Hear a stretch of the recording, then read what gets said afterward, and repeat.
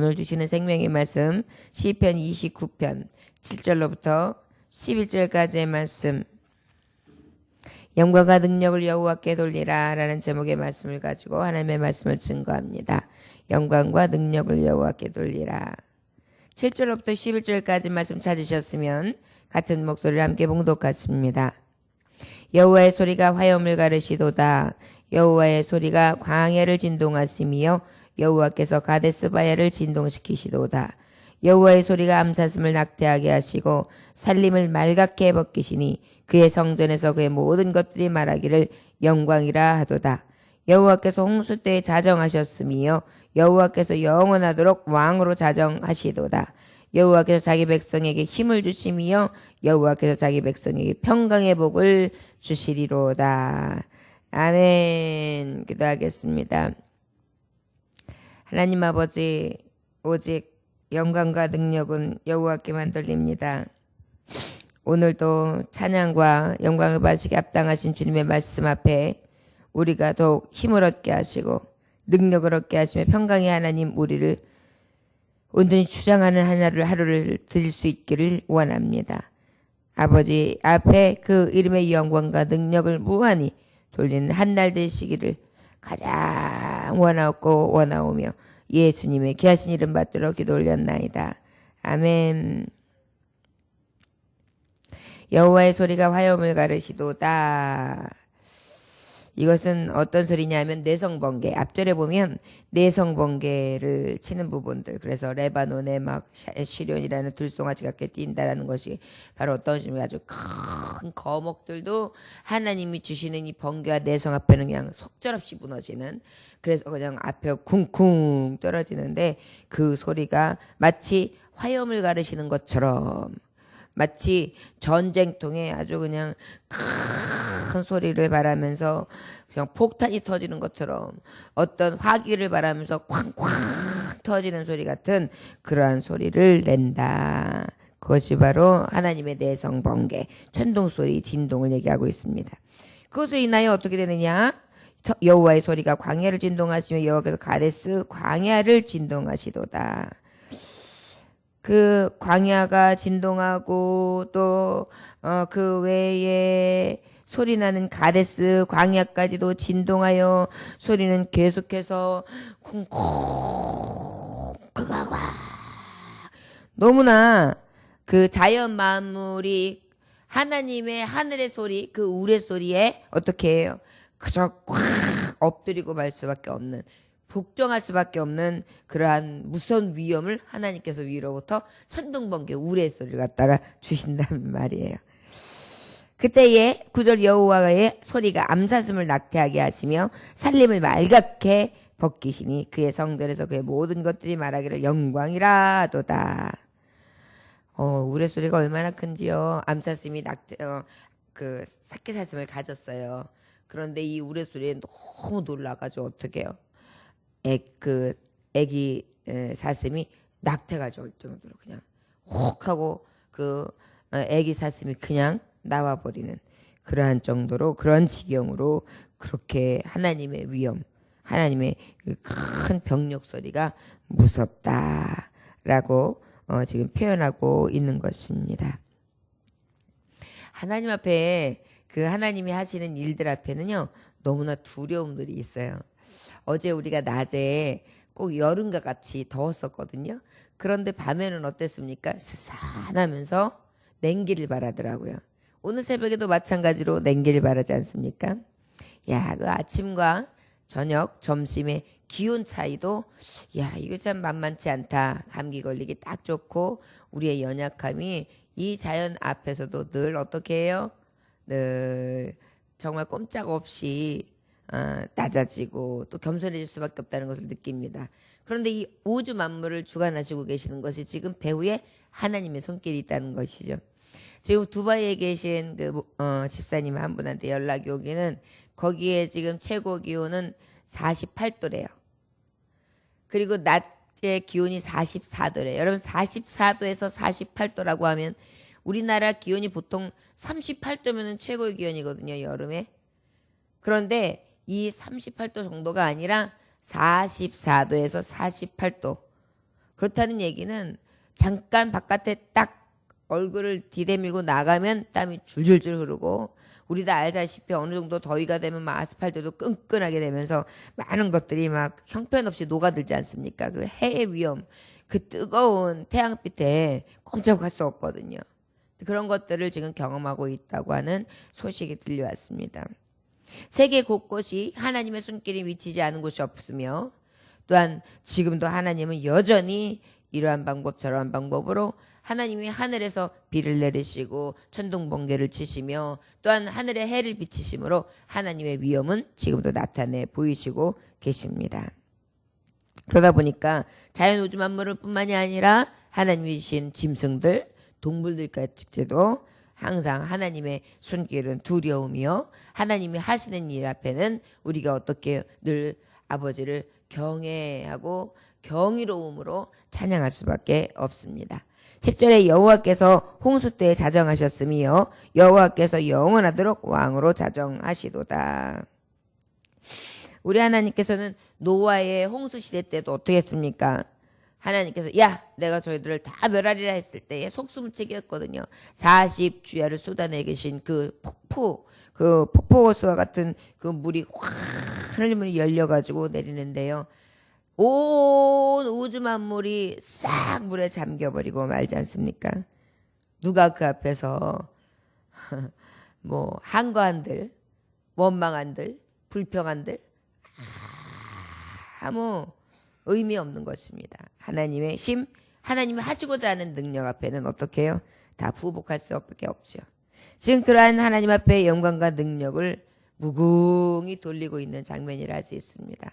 우리가 살고 있는 하늘에 하나님이 비, 또 우레 같은 내성, 그리고 그 외에 또 햇빛, 또 그 외에 홍수가 내릴 때에 사람들이 속수무책인 것, 이 모든 것들이 하나님의 권한, 하나님의 능력, 우리의 능력 밖에 있음을 찬송할 수밖에 없는 것이죠.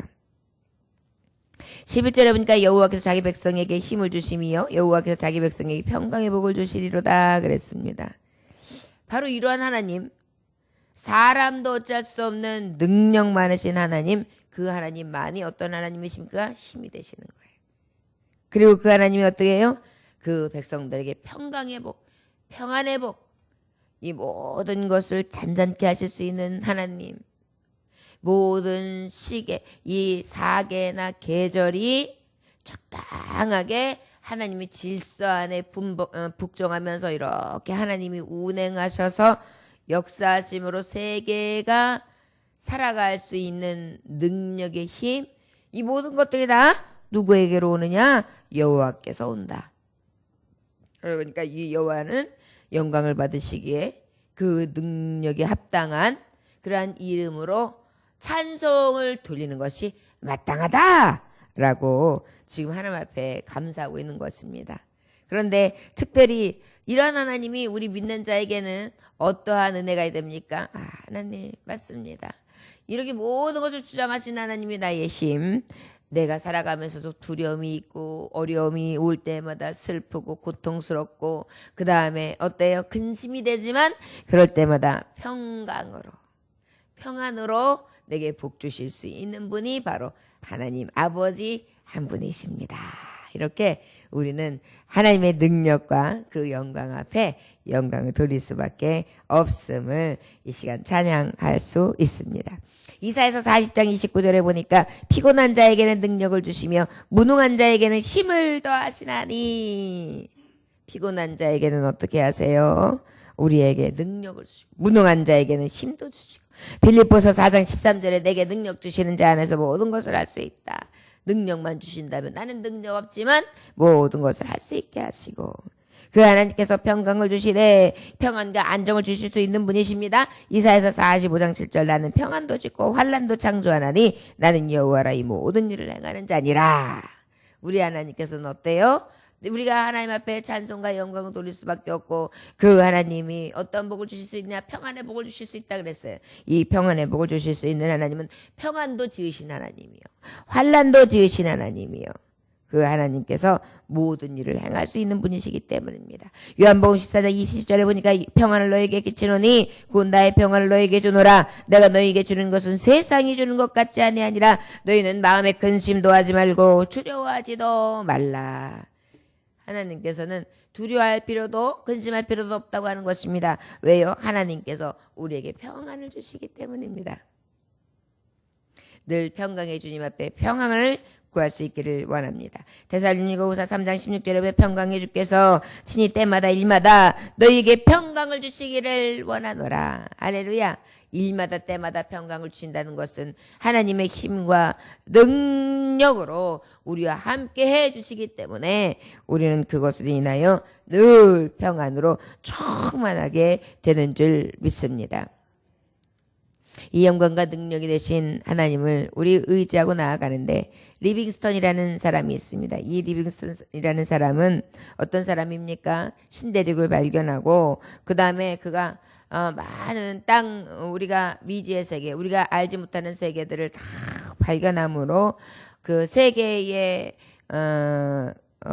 그 지경을 넓혔던 한 사람입니다. 1896년 그 가을에 영국 글래스고 대학 강단에서 56년 전에 아프리카로 떠난 긴 세월 탐험한 그런 헌신자였던 생활을 했던 그 일들을 그가 회고하면서 그 노인 할아버지가 학생들 앞에서 이렇게 강의를 하게 됩니다.